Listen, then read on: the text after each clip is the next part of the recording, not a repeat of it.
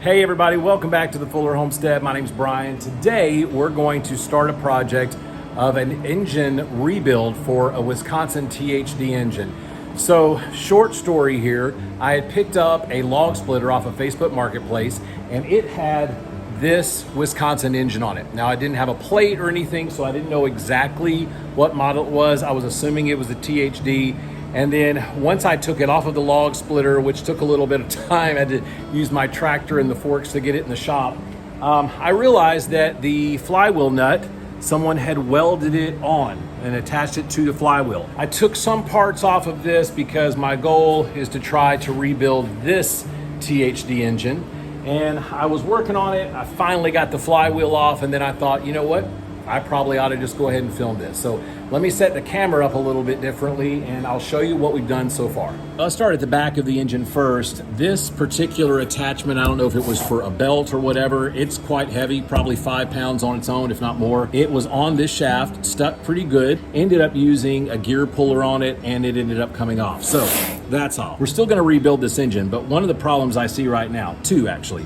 The first one is the size of this shaft compared to the size of the shaft coming out of this gearbox is so much smaller. So my hope is that the shaft coming into this gear mechanism is the same size as that one, but I just don't know yet. The other problem that I have is I've already gone and looked at the spacing of the holes to mount to the engine, and these do not match with this one over here. It's just not the same width. I've got a couple of options. I could try to find a gearbox that would fit this, or I could potentially drill new holes, thread them out, and then mount that on there if the shaft will even work. So I don't know that yet. So let's go up here to this side. All right, so I'm just gonna hold this and try to make this work. This carb was originally on here already. We've got a rebuild kit for it. Original exhaust that was with this motor, the magneto and the governor, that's all original. I pulled the choke cable and the throttle handle and chain off of the other one. Tell you what, let's go around to the front. And in case you were wondering, there's the tag, the serial number. I believe this one's from the early 60s,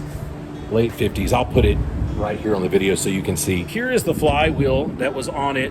When I was working on it first, I ended up breaking off one of the fins right there. I've got the fin saved. I may try to braze it back on there, or I may try to find another flywheel, or I may break off a fin on the opposite side. I know that's an old farmer trick. We may try to do that just for the balance. So as you can see, these flywheels are on a tapered shaft. According to the manual, what you're supposed to do, once you loosen the nut, the flywheel nut, using an 1 3/8" wrench with a hammer. Now you don't want to use a straight steel hammer. If you have a lead hammer, that'd be great. I used a brass hammer and I kept tapping it, probably not hitting it as hard as I need to because I was worried about damaging these threads. I sprayed some 50-50 mix in here of acetone and a transmission fluid, sprayed it in there, let it set for a while. Then I went and got some bolts, screwed them in here and here just to give me something to grip on, because I wasn't able to hold the flywheel and then hit it at the same time. I didn't have a puller that big. Anyway, fast forward, and what I decided to do was to take the flywheel nut off and then just hit directly on the shaft, which I know is a no-no, but I'll tell you, I took the brass hammer, hit it, and immediately it started sliding off. So I'm sure that it's a combination of the 50-50 mix getting whatever was causing it to stick out of there. I think I did heat it up as well at one point. Anyway, flywheel's finally off. I'm gonna clean this up right here. We're gonna take the shroud off and start tearing this engine down so that we can start with the bottom on the oil pan and work our way up.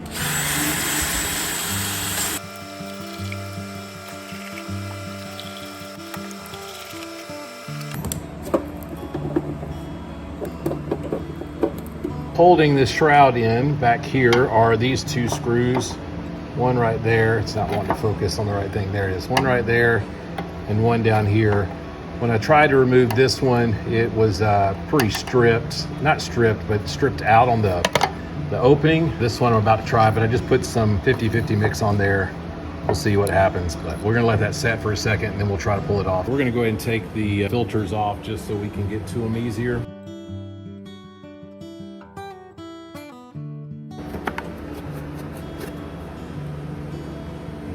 It's kind of an interesting filter system, to be honest. I've dealt with the oil bath by itself, but never both and. Little conical shape, got metal fins right here. This is very flimsy. Just set that to the side.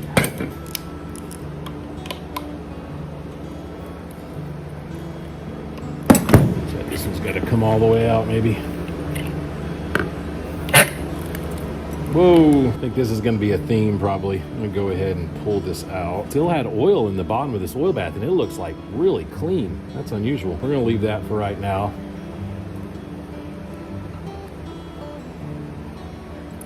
This.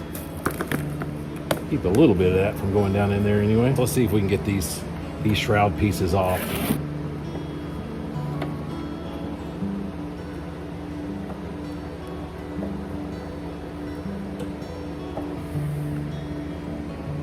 That is stuck in there. Let that get back in there for a second.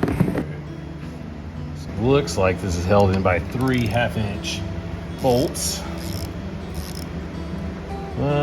Make that 2.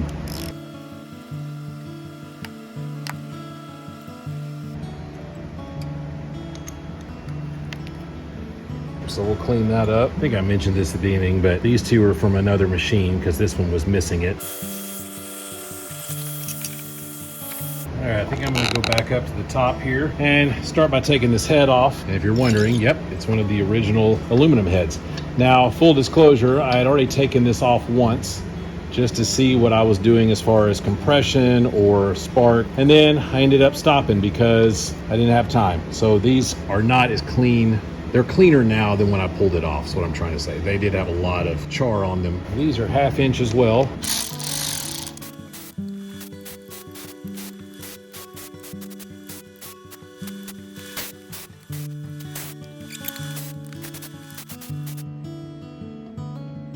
I didn't replace the gasket. That's the original head gasket, but I did take my wire brush and go over and get all the carbon deposits off of there. So that's why it looks as clean as it does. We are gonna do a valve job on this. So I'll be taking those out and lapping them and all that kind of stuff. I don't know if I'm gonna have to take them to a machine shop. I haven't pulled them out to see what they look like on the bottom. Hopefully all I've gotta do is just lap them in. Let's go around here to the exhaust. We are gonna rebuild the carb as well.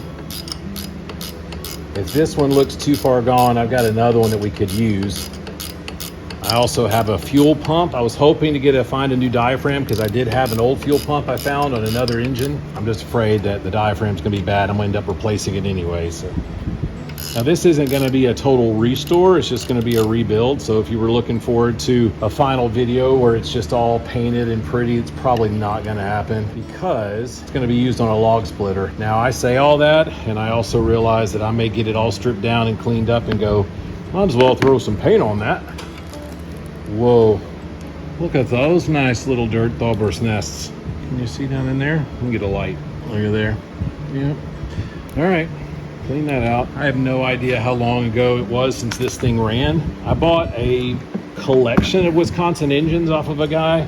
It was actually his father-in-law's, and he had a ton of them. And I'm not sure any of them, to be honest with you, ran or were running when I bought them. So it's a process of figuring that out and rebuilding, see what we can do. But my goal is to get this one running. I did, for parts, bring in all of the 2-cylinder. I'm going to flip the camera around so you can see some of the 2-cylinder TH series or THDs. We're going to hope that we can match this up and get it to work. Going to be a bummer if it doesn't. Pull this off. That one looks, there's a little baby one in there. All right, let's go ahead and take this off. This one did come off of another engine. I think this wasn't original either. When I got the engine, there was a bolt in here like this one. This, I believe, was just empty. I believe I pulled this one. Yeah, I know I did. Pulled it off the other one. It is.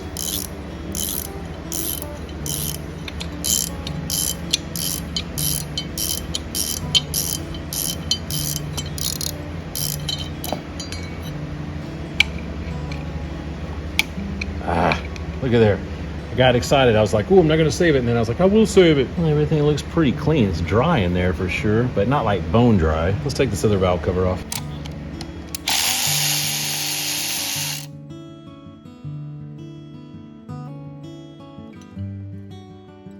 Y'all are at home just going, rip it off, man. Okay, fine. A couple of screws over here. on this sheet metal, or maybe it's just one that I could not get off earlier. It seems to be stripped out. Let me lower it and I'll show you. See how open that is. Tried to drill in there and get it deeper so I can get a groove, but it's just not wanting to hold. I've tried a vice grip on it to get it to turn, nothing. I haven't sprayed any of that in there, but I'm not sure how much of it could get in there anyway. I'll try it again. I haven't tried it in a few days. It's automatically falling out. There's no way.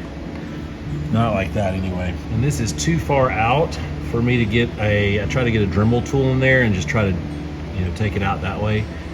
I may have to drill it out, I'm not sure. I gave up. I took a cutoff wheel and just cut it off. I was spending way too much time trying to save that.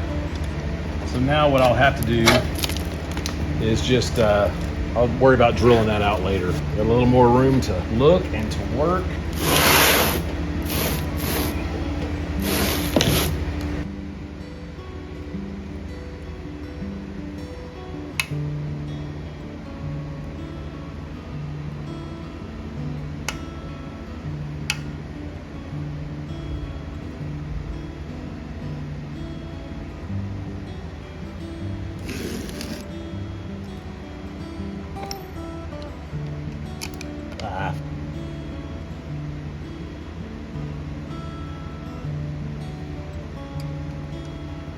Let's look at this valve. Doesn't look that bad. Let me get a rag here. Oh yeah, I think a little cleaning up of the wire wheel and relap those back in, at least on this one, that'll be fine. I'm gonna work on getting the rest of those out and get back with you. All of the springs and all of the valves are out now.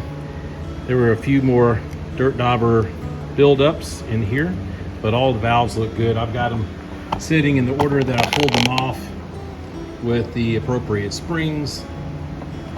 And so we'll set those aside. I think what I'm gonna do right now is take some time to kind of clean up this mess so I can lay out everything better, and then we'll continue with the rest of the teardown. All right, my phone is about to die, so this is probably gonna be all I'm gonna do today, but I did take the base off where the oil pan is. I did a quick drain from this plug over here. I could have drained it a little more, but this is why when you're doing an engine rebuild, especially on these old Wisconsins that have been sitting for a while, you go in and take a look at the oil, go ahead and clean it all out, because look at this. We're gonna get all of this stuff up, this sludge, clean it all out with some degreaser and parts washer. And then the oil pump is over here. It's mounted up here, it's got a screen. We'll clean the screen out, clean everything there. We'll go ahead and take that whole thing off.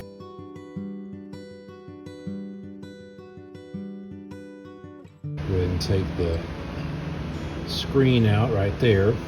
Can you see down? Let me pull you up to this little ball right there. You don't want to lose that. That screen had been doing its work. Had its work cut out for it too with all this junk. Just running the carb cleaner through it. So you can see on the outside how much is in there. And then on the inside, it's just more of the same. Unfortunately, I can't get in there, so I'm to let this soak. Talking about burning up an engine. Try to get that stuff to suck up in there and it won't go through. Overheats quick and you don't know what happened. I haven't gotten all the gunk out. Can you see the little steel ball down there? Now it's got this clip that's retaining it in there, so it's not coming out, so that's good. We're gonna go through, clean out all the openings real well.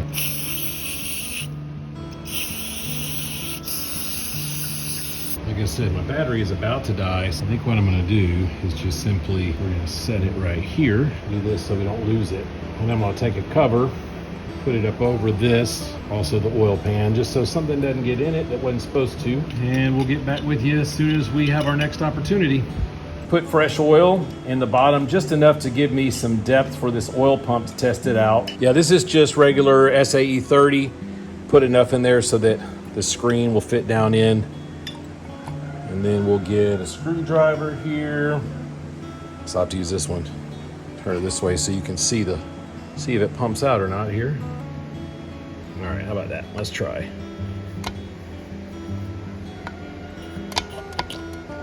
There it goes. Look at there. All right, so our oil pump still works. We'll go ahead and wipe it off and then we'll put it back up on the top. I've debated several times on whether I should take the pistons out, potentially put new rings on them, but I think because I'm this far in, I'm gonna go ahead and do it.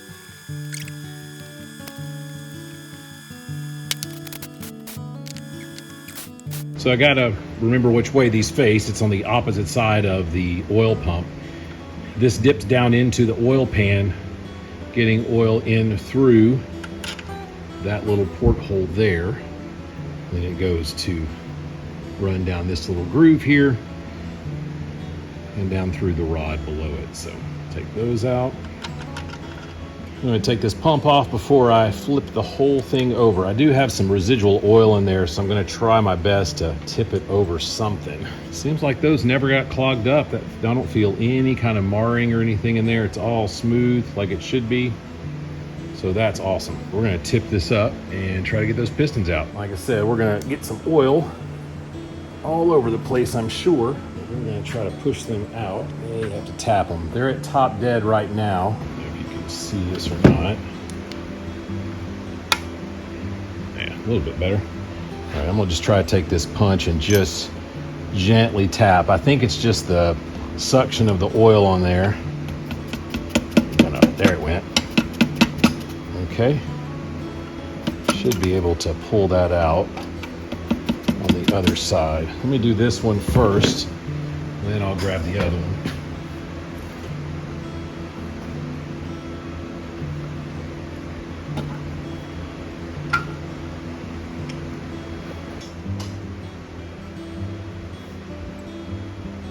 All right, we'll do a more in-depth inspection here in a second, but for right now I'm going to set it to the side and we will try to get that other one out. Kind of the same principle here. From what I can see, the bore looks pretty good.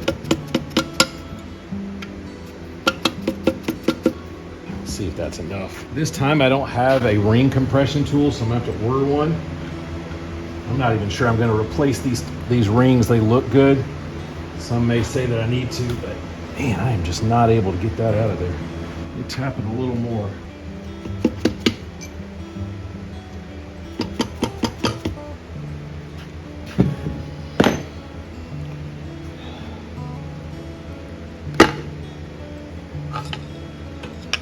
Right, dump this old oil out. I think I just dropped that little hex nut that I was missing in there right into the trash.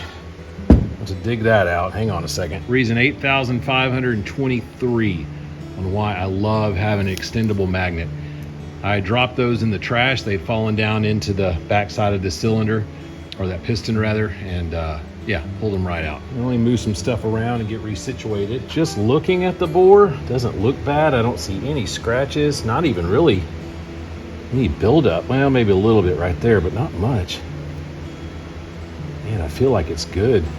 I can see some like lines here, but I just think, yeah, I don't think that's anything to worry about. Everything feels smooth. We do have some carbon buildup in here. I'll work on getting it out with Dremel or something, but overall, if you can see down in there, it looks pretty good. Let's look at these pistons. I mean, the ring still looks so good. The oil ring looks good. I mean, I'm gonna clean it up, obviously, but tell you what, before I forget, I'm gonna go ahead and put the connecting rod caps on the correct one. To make sure you get the right cap on the right piston rod, you just simply look for the markings. This one's got your punched in holes. This one has punched in holes. On this side, you're blank, and you've got a number marking. So you just simply slide that over to match it up. And that is the correct one for that one. Same thing on this. Trying to set it down. On one side, you got punched holes there. On this side, you have nothing. Slides right on. It's pretty easy. We're going to remove the cylinder head now. Some big bolts here. Should be fairly straightforward. One of the reasons we're doing this is to clean it up a little bit better. And then the second thing is I'm gonna have to have better access to this. Let's see if I can zoom you in here. Remember the screw, the bolt rather, that we had to cut off. I'm gonna have to drill into that and then use an easy out, and hopefully it will be easy to come out. Our automatic transmission fluid and acetone. A little bit on there. We're gonna let this soak for a bit. Tell you what, the toughest one may be on this side. There's one right back in here. I don't know how easy it's going to be to get. I might try to go ahead and get the gear cover off. Why don't we make that happen right now?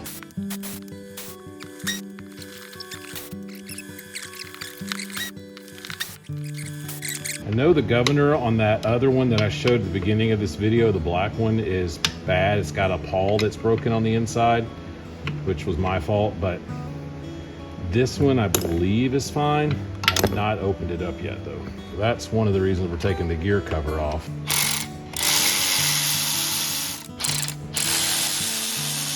Anything. All right, we're gonna pull the governor off just to have a little bit of space here. It's a couple of days later since I last got with you, so I'm not really sure what all I've done, to be honest. I've been working on trying to get this gear cover off, and I'll show you a couple of things about that because it's still in progress, obviously. But this keeper key down here is a moon-shaped keeper key that was pretty wedged in there. I did discover that I took a screwdriver first and I tapped on this very end and pushed it as far back as it would go. Not much movement, but I could tell there was some. And then I took this 3/8 extension, I took the open part here and I kind of grabbed it. It was just enough to where I could hit up underneath it, and that seemed to slide it right out. This gear cover, what I've done is I've taken some 5/16, it's 5/16 by 18 bolts, and I've put them in the holes where the flywheel would go, where they mount. And I wish I had regular bolts, but all I could find was carriage bolts that size. And I've just been slowly taking my little wrench here and pushing it out. The reason that we're doing this is because there are two dowel pins, metal dowel pins. One's down here and one's up here. Let me see if I can show you closely. Okay, so there's one of the dowel pins right there. Nope, right there, sorry. And it's slowly backing off of there. But for some reason up here, it is not wanting to separate. And I've looked, I can't find a screw or a bolt that I've missed. And I don't know why it's so tight up here. Because down underneath, here is the other dowel pin. It's backing off. There's a gap in here as well. As I'm tightening down, I can fit it in there. So it's slowly sliding off of that. This is so tight, and it's specifically tight right here. And I don't know why. And the idea is, and this is according to the manual, they suggest putting one bolt in here, screwing it in. You need at least, at minimum, 1 3/4 inches of threads to be able to go through this gear casing and hit the block. So I've got a fairly long bolt. I mean, it's going in, like I said, and it's pushing this way, but this is not happening. It does say that as you're doing this, to lightly tap where the magneto would be screwed in at. So I've been hitting this and I've been trying to push it out, and it's pulling out on the bottom, but not on the top. I don't really want to hit this pin here, but I'm kind of to the point now I'm just going to see what happens. I'm going to try to tap it lightly. I'm going to take a dead blow. Let me hold the head here. Oh, okay, that was it. Now it's separating up top.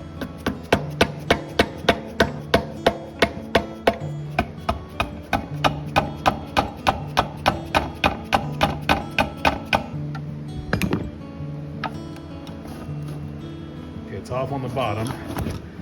Woo! And now it's off on the top.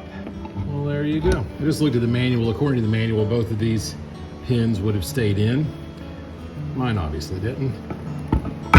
Looking at our gears here, so we've got our camshaft gear here. Sorry, crankshaft, camshaft, governor gear goes in through there, magneto gear goes in through there. All right, let me remove this plunger and this spring so I don't lose it, just like I did. Where's my magnet? My handy dandy magnet. Come on, spring.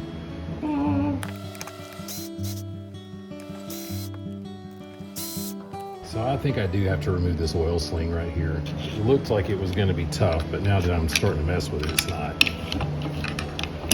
There it goes. Swing it around so I can see it.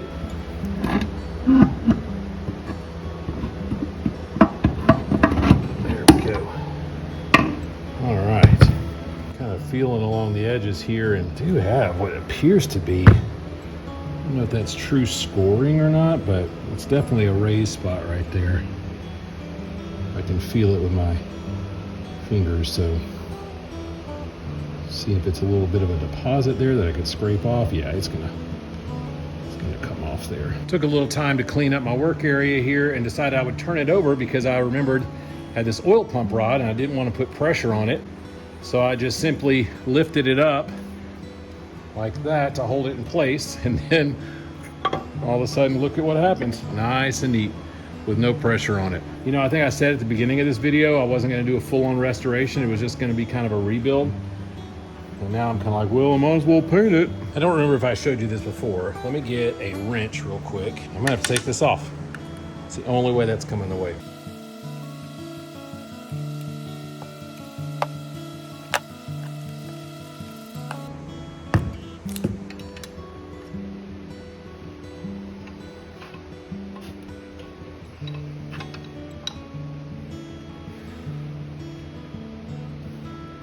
There it goes.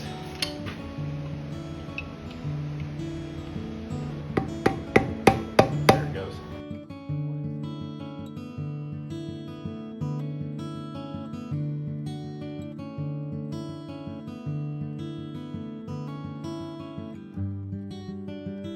We're going to call this the end of part 1 in this Wisconsin rebuild series. I would anticipate that off camera, I'm going to take the time to clean all these things up and get them ready for reassembly. We will do a video on the carb rebuild. I've got Zenith, it's either a B16 or a B18, I can't remember right now. But we'll do a carb rebuild. We'll also do a magneto rebuild, and then we'll do a reassembly video. So probably a 4-part series here. And then we'll go into working on getting the log splitter operational. I have not checked any of the hydraulics yet. I do have tubes for the tires. That's about as far as I've gotten on that. But the goal is to have it working so we can start splitting wood, obviously, here on the homestead. But I thought it might be fun for you guys to see the teardown and the rebuild. If you haven't subscribed to our channel already, I would certainly appreciate it if you do so. We have a goal of reaching 1,000 subscribers by the end of 2025, and we would love for you to be a part of us reaching that goal. We'd also love for you to engage with our videos more by giving us a thumbs up and or commenting below. And then the final way that you can help us is by sharing this video with friends that you think might enjoy this type of content. Thanks so much for joining us for this episode. We hope you have a great day. Bye.